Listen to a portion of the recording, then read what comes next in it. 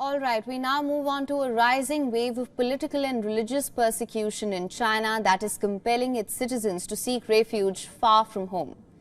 Specifically, we are examining the surge of Chinese Muslim students seeking asylum in Australia and New Zealand, a trend that reveals the ongoing socio-political climate in China. According to recent data from the Australian Department of Home Affairs, over the last 5 years, at least 3,500 Chinese students have applied for political asylum in Australia.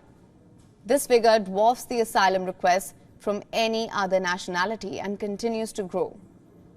The personal stories of these asylum seekers in a report in radio network Voice of America paint a vivid picture of the oppression they face.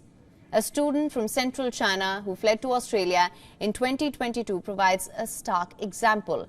He describes how mounting pressure on China's communist regime fueled a desperate yearning for freedom among its people, adding that being a Muslim in China is not just a matter of faith, but a source of severe restriction and repression in China. The Chinese government's stranglehold on religious practice, he said, created an environment of fear and persecution, forcing individuals to seek refuge in countries where they can freely practice their faith. This issue also extends beyond Australia. In neighbouring New Zealand, the number of Chinese students applying for asylum is also rising sharply. As per reports, in 2024, New Zealand saw a threefold increase in asylum applications from Chinese citizens. This spike mirrors the growing desperation among Muslim Chinese students to escape repression.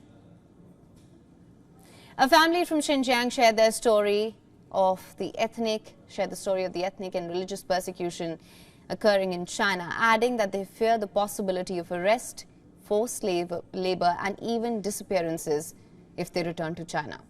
They stated in reports that their relatives and friends in Xinjiang have been detained in camps solely due to their Islamic faith.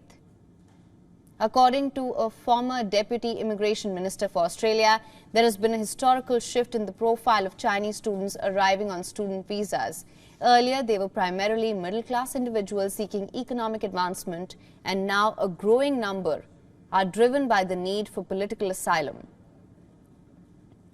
This change reflects a broader concern about human rights violations in China, particularly regarding personal freedoms and individual rights.